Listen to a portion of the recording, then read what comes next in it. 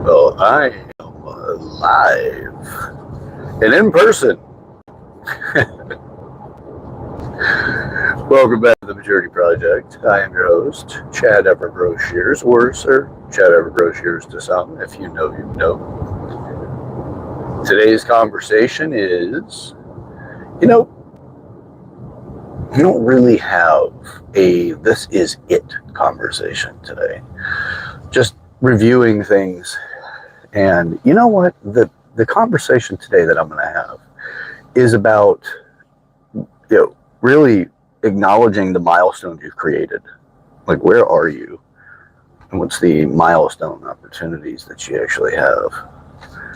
And the reality is like, look, man, you've accomplished some stuff. I'm sure you accomplished a lot. It's how well can we validate the journey? We've spent a lot of time looking at what other people do and measuring ourselves by other people. And this is for a lot of things. Hell, I was, speaking with a good friend recently, and we talked about a lot of stuff. It's great, It's like, who's the human being that's currently existing right now? What have you done?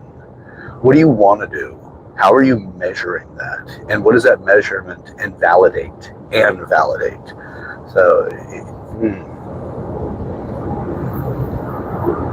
it's really seeing like who we are. The less you put into the work to develop into who you are and to understand who you are, the more chaotic and detrimental you can be towards others, and judgmental. And by the way, let's create some clarity here. The way that we typically use judgmental is in the negative connotation.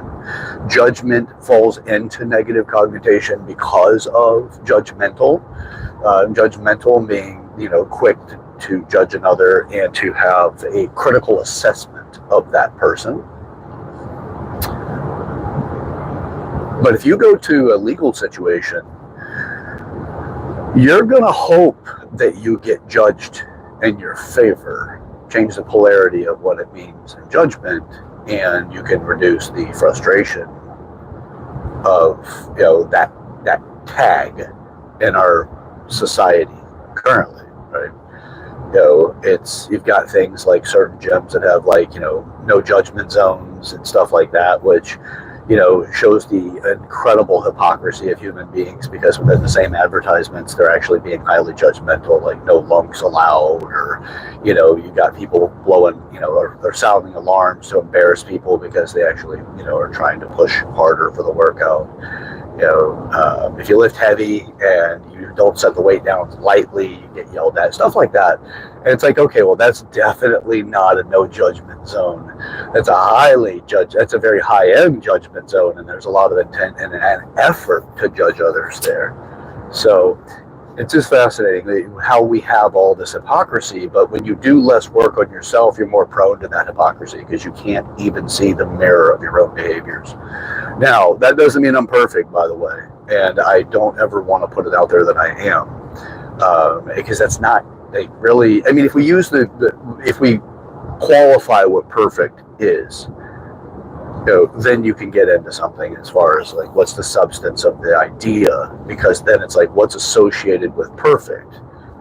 Well, you're going to instantly have some sort of vague idea of what perfect is.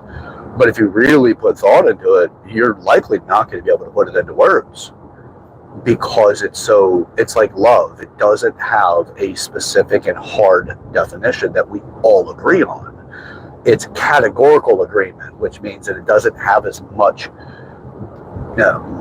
definition to create rejection of other ideas or other descriptors.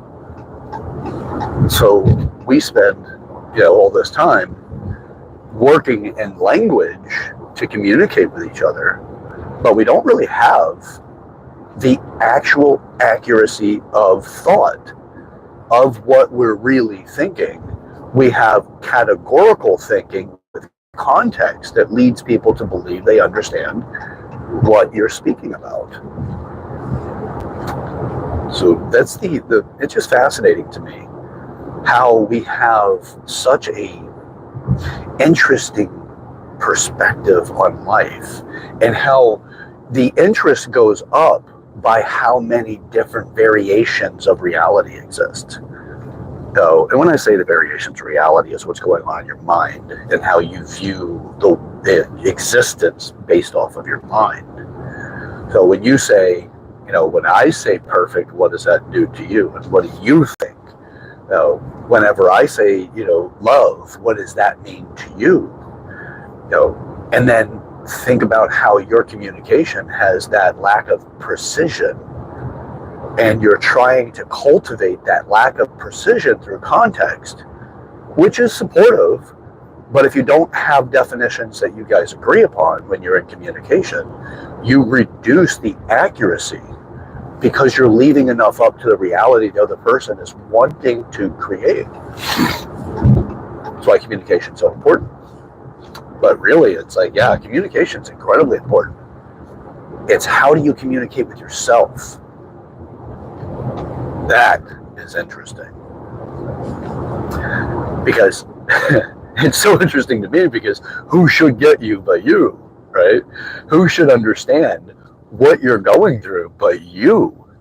Yet when you really get into this stuff, you start digging into, the work, as they call it. Excuse me for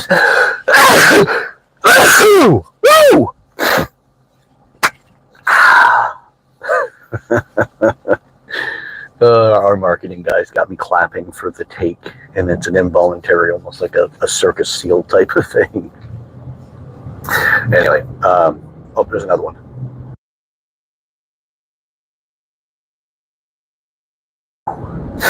Wow. Okay. It's almost like a fright, like a horror film or a fright show. Oh, it might sneeze. Good Lord. Oh, there's another one.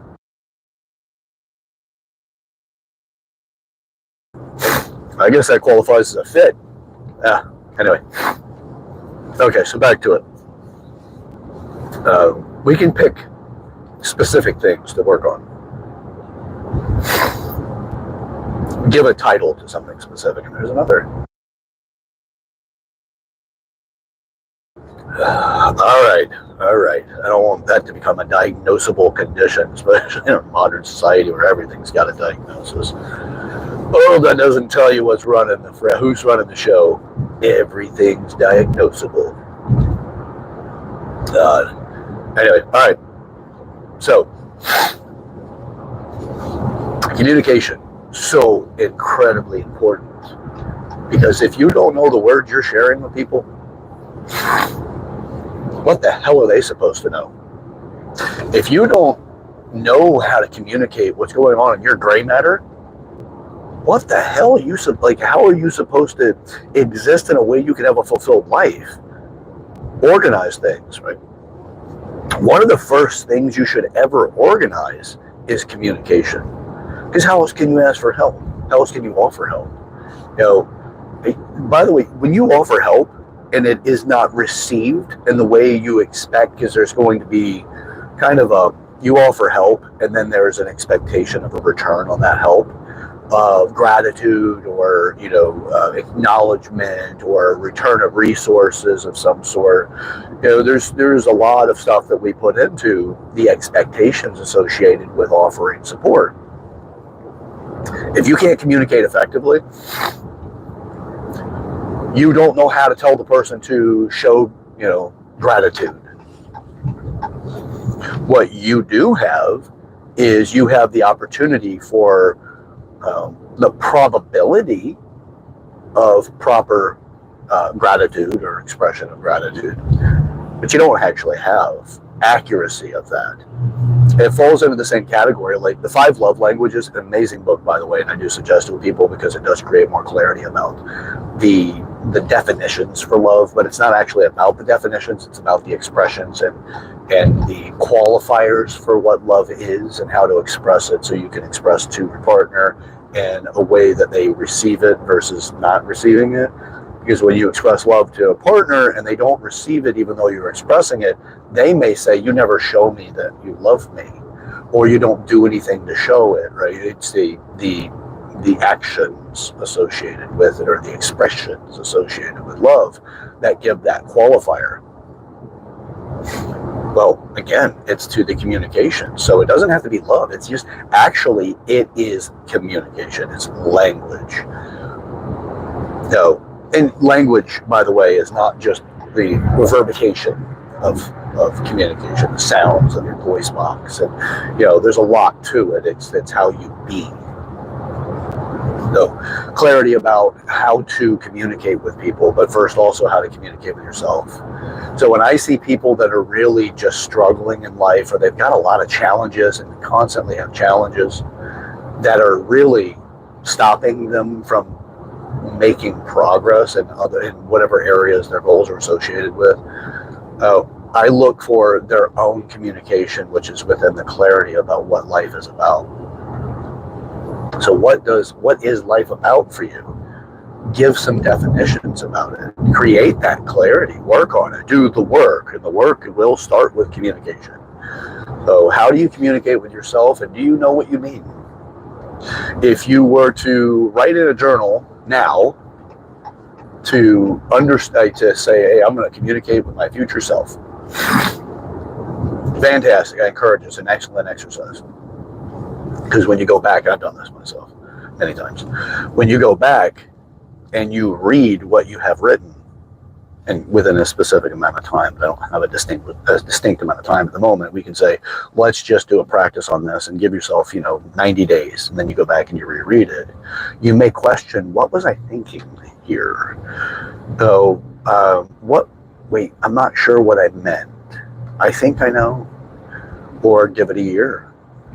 Can you communicate with yourself in such a way that you have clarity? I became aware of this by realizing it. I found something that I had written, and I'm like, I don't really remember writing much about this. What was I thinking here? And following through, starting to realize that there's parts of the communication that I left my future self by writing it that had me realize I was not communicating effectively.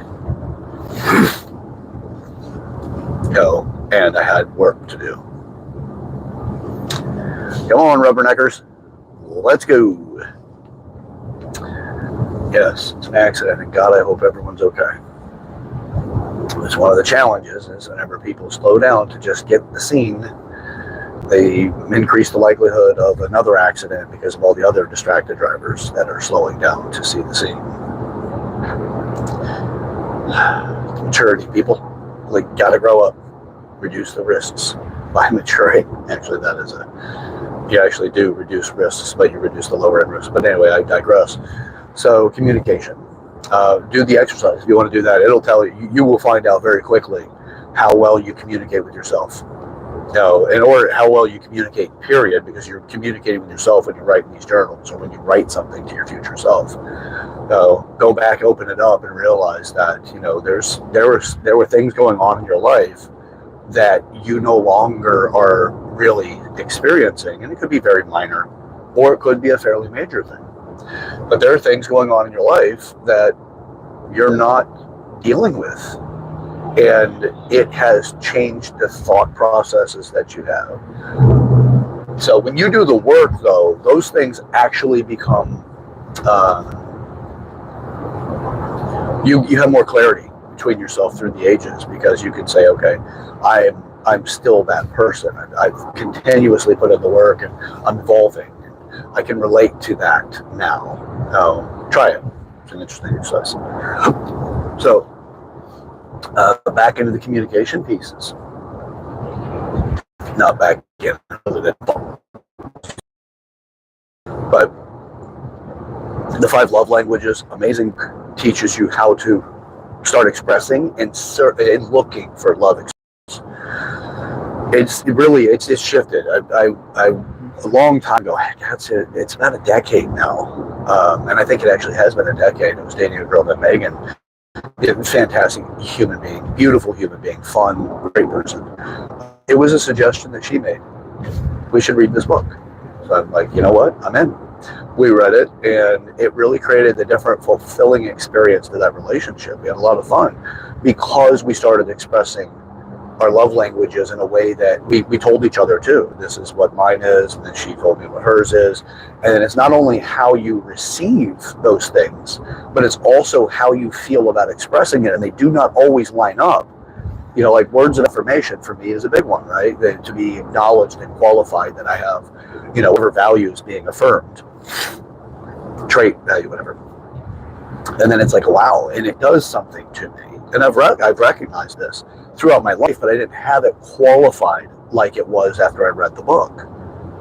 So my boss were to come up to me and say, Chad, you did a great job. I noticed that I got a little, there was a little moment of emotion. I get a little teary-eyed. It just told me I did a good job. What the hell is that all about, right? But that's one of my higher end words of affirmation. It's one of my, because I've 3 love languages. It's not uncommon to have 3 love languages, or having expressions in all of them, but just varying in different levels. And also I would say it has to do with emotional states and where you need nurturing.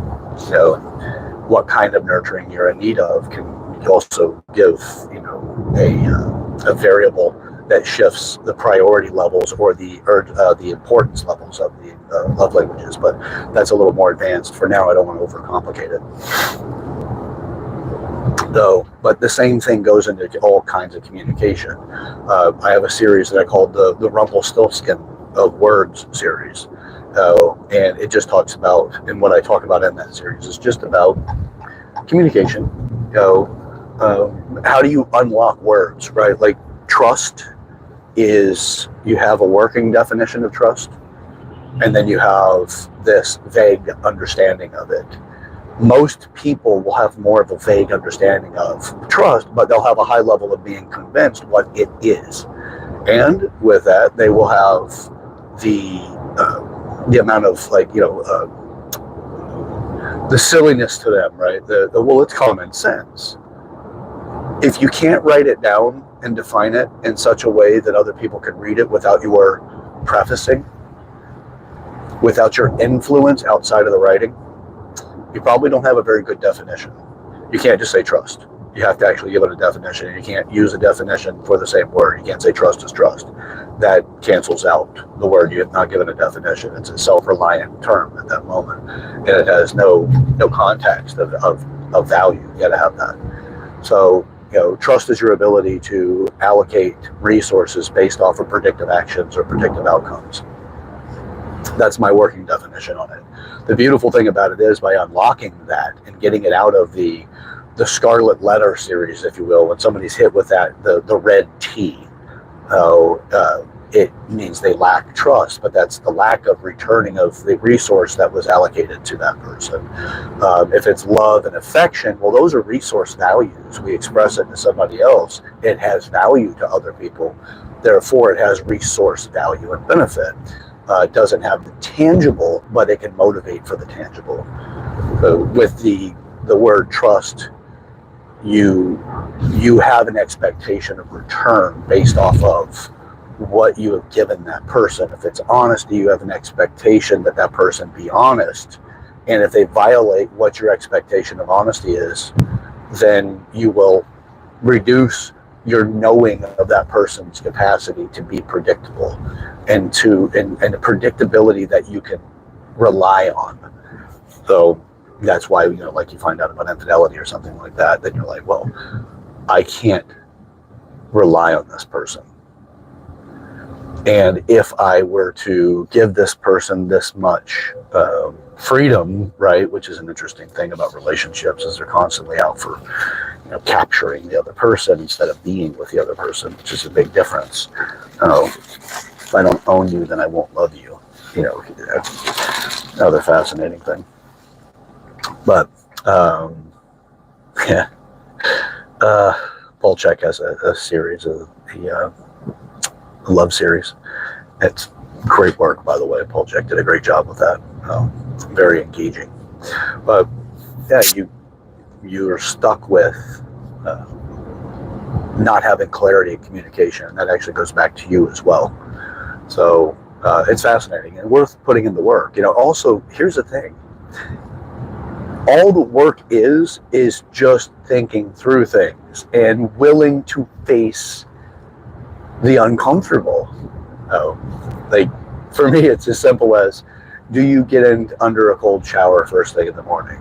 No, that is incredibly uncomfortable. But the physical benefits of it is actually pretty high. But it's one of the last things you want to do when you climb out of a warm bed. Go get under a cold shower. But the contrast value is what it'll do for you. And I still struggle with cold showers, by the way. I'm not saying there's like this high degree of perfectionism. But having gone through, aside from my father's passing, I just went through the hardest weekend of my life, outside of my father's passing. So I started something new that I had not tried before when I was in that state, and realizing, one, I let myself be there and truly be true to myself while in that. So I didn't deny it with some sort of, trump card of optimism, trying to force a belief that isn't real, or looking to hold on to the future because what I was dealing with in the present was too painful. I'm like, no, you got to stay with the pain, because how else are you going to understand like the real depth of what you're dealing with? So, and this is coming on the heels of realizing that I broke myself in the process of pushing too hard, and to not giving myself enough balance in the process of growth. And that was by my addiction to development and my unwillingness and unyielding for lessons and opportunities. So I am absolutely in love with growth and development, and it is my favorite thing to do. But I have to create a better balance overall so that I can enjoy the love and the expression and the joys of, relaxing. And believe it will, it's an interesting piece, and I'll give you this too, is that I've reached a point in my life now where I get more joy out of grinding and just taking on incredibly hard challenges and facing, some stuff that really most people be like, why deal with that? You don't have to. I get more pleasure and joy. By the way, joy is not happiness. They're two different things, but they're non-exclusive to each other. They can be external or separate from each other. I get more joy now by grinding and doing the work and getting, losing sleep and more hours of production or opportunity than I would by going on vacation to relax and do nothing or do no work. To not open my laptop on a vacation, to me, is like, why am I wasting my time? Although I don't really believe in wasting time. It's how you prefer to appreciate the moment. But I'm on such a development kick, and I'm so fascinated by, and I am in so much love with the process of growth, that the idea of not opening my laptop to do some work, or not writing things down, or not engaging in conversations for growth, turn me off. So where somebody wants to go to their paradise and kick their feet up and, have their Mai Tais or Bloody Marys or whatever, which I'll partake in the Bloody Mary. Not a big fan of Mai Tais, or, definitely not on mimosas. But, I would rather have my laptop in front of me, or have a conference call with people that are doing things that, that I can assist them in the process. That would be pleasure to me. That would be vacation to me. But as I shared before about Moses and the stories of Moses, and I live my life more akin to Moses than I do the people that are, that are looking for the promised land and wanting to get into heaven. The easier versions of that, which is, I'll make the suffrage and sacrifice now so that I can have something in the future. But there's the personal independence process of what they're going through, and the idea of the paradise they wish to be in. I don't fault them for that at all, and I appreciate that they seek that. And it's better that they understand that that occurs when other people are also in harmony to the immediate surroundings for themselves. Mine is, like is in the biblical stories, Moses is not granted access to heaven, but he has to go through everything that he goes through in order to be in servitude, in order to help others get to heaven, to get to the promised lands. But he himself isn't. He won't go. He won't make it. I won't. I won't make it to the promised land that you envisioned. But that's also because of what brings me joy. My joy is in the work, where other people will say, I just am ready to do nothing. I'm ready to just relax and sit down and do nothing, or to not have to do anything. For me, I'm like, oh God, oh, that's going to take, that takes work for me to get to the point that that's acceptable for me, because I don't get joy out of that. So I get my rest when I sleep. Now, mind you, if you're new to the channel and not familiar with me, what I'm up to here, my normal wake up time is 3 o'clock. I've adjusted a little bit, 3:30 right now because I'm sleeping in apparently. But I usually wake up 3:30, because that's what I need for me in order to hit the goals that I have and to bring that level of satisfaction that I'm looking for. It's not I sacrificed this sleep, so therefore give me credit, give me value. It's not that at all. What it is I sacrifice that amount of sleep so that I can make the progress I'm looking to make.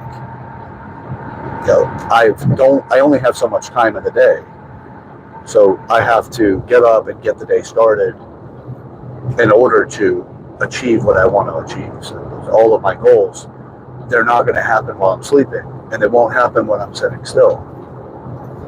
And I'm aware that I need to create a more balanced approach to life, and I'm working on that now because I have that insight. And I got that partially because of, actually in large part, became it's an outcome to the hardest weekend of my life, because of all the insights that I've had, and then who I am and what I need to accomplish, and breaking myself in the process because I pushed myself too far, and I pushed other people too far because of the fascination in my attachment to growth.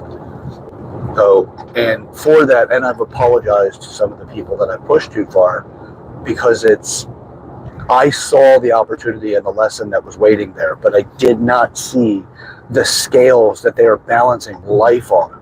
The scales that had them go, okay, I have this much that I'm willing to do right now because this is what I can reach outside of my comfort zone in order to be successful, or to make progress. Not necessarily be successful, but success is measured by progress on its own. But so I pushed people too far, and in the process I broke people. Well, here I am not realizing that I can break myself as well. Like, I can take it. There's nothing that I can't take on. I can take it. I've been through so much. This is just, these are just the beginnings, like that. That was my consistent thinking process, but it wasn't to convince myself as much as just to reassure myself. It wasn't a mantra to push me harder. It was to say, you got this, Chad, you can do this. It's reassurance that that I'm on the right track, but also the reward from it and all of that. So, but I've got new wiring, if you will. I've always had the desire for the grind, but I also had everything else that made the creature comforts be more desirable than the progress and benefits of the progress. So now, that all came because I didn't communicate well with myself, therefore I wasn't communicating well with others. And those are insights that I received. So the hardest weekend of my life is associated with understanding that I can't, I push people too hard at times. But this is also for people that are close to me. So I don't just go around going, hey, stranger getting gas at the gas station. You can do it, but you need to try harder. It's nothing like that. It's like, you let me know what your goals are, and I'll be a supporter of that. Now, support is not always the black and white of what people think the blueprint of support is supposed to be. Sometimes it is that the person gets too much support from outside, constantly asking other people to help them do something. Then they enroll me in their progress and their goals. Sorry, they enroll me in their goals, and then I get to witness their progress. And then when they're like, hey, I need resources, I need help, I need something. And I'm like, well, my support for you is to take it away. My support for you is to create independence for you and to get you to be aware that this is part of your problem. And actually, in most instances, it's probably the entirety of their problem, or at least it's the entirety of where their focus should be for the time being. To discover what's under it, that's in doing the work. So that's what I mean by doing the work. So, any takeaways for you today? What I would say the takeaway for today would be, the work isn't what you think it looks like. The more you practice it, the easier it gets, to the point that you've gotten really into it when you start getting joy from grinding, from the work. It's the seeing how to become successful. I am not at the pinnacle of success. I am not what you would measure by going, hey, that guy's well off financially, he's Jeff Bezos. I'm definitely not that guy. That's not where I'm at right now in the journey. So what I'd share with you in closing is that I am not perfection. But what we can say is you are perfect. You're perfect for who you are because of the decisions you've made that have got you to be who you are today. Now, perfection is an idea that somebody else tells you that you want something and that you could be that, but you've got to work towards it. Now, there's a great thing when it comes to love for that, and you're working on helping get people to understand that they are capable of more. But then there's manipulation to get people to do something you want them to do. Perfection is this scent that you're going to get from buying our cologne or perfume. And you're going to have this better experience because perfection's on the other side. Well, if you have the perspective that perfect is from all the decisions that you have made and the reality of life has created who you currently are. Oh, you can't do anything about your genetics, so there's nothing there that you can do other than you can have influences in your environment that you turn certain things and turn certain things on and off. But your decisions are your choices, and that's where where perfect lies. Now, that doesn't mean don't do something. It means understand your goals and work towards them. As perfection's an end goal, being perfect is just where you currently are. If you were to use that as a working definition, then you can accept that the decisions that you've made have been the decisions that you've made, and the outcomes are what you currently have as an outcome. Not a bad thing. It's just a thing. So with that, take what lessons you like from this. Share the video with somebody you want to break the ice with. I care so much for even the people that I don't know because I want to see us all grow. Mostly it just takes inspiration. You're not going to have the right way for everybody. Hell, you're not going to have the right way for most people. Maybe some, but you may be the right way for now, but it may not be the right way for the indefinite long term, because you're just different people and different things will show up, and there's different aptitudes and abilities and different resources and relationships, and there's just a lot of different things that come along and we don't have a carbon copy life with anybody else. So just be a guide, be an opportunity for others by witnessing your actions, and you're going to make a bigger impact because you inspire them to look into themselves and do the work necessary to be successful. So, but communication is such an important key to that. All right, till next time, I'm your host, Chad Ever Broshears, or Sir Chad Ever Broshears to some. If you know, you know. And this is the Maturity Project. So don't forget to like and subscribe. So subscribe to the channel. That really does help. And I want to get over 100 subscribers here soon so I can really start making traction again. And also like the video. It helps with the algorithm. If you got something out of today's video or you got something from previous ones, I'd like to see it. Drop a comment in the comment section. Love to see that.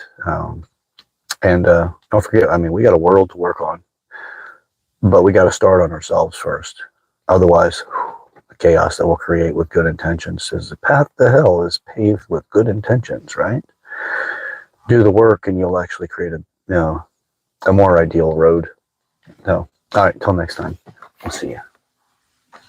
Let's get to it.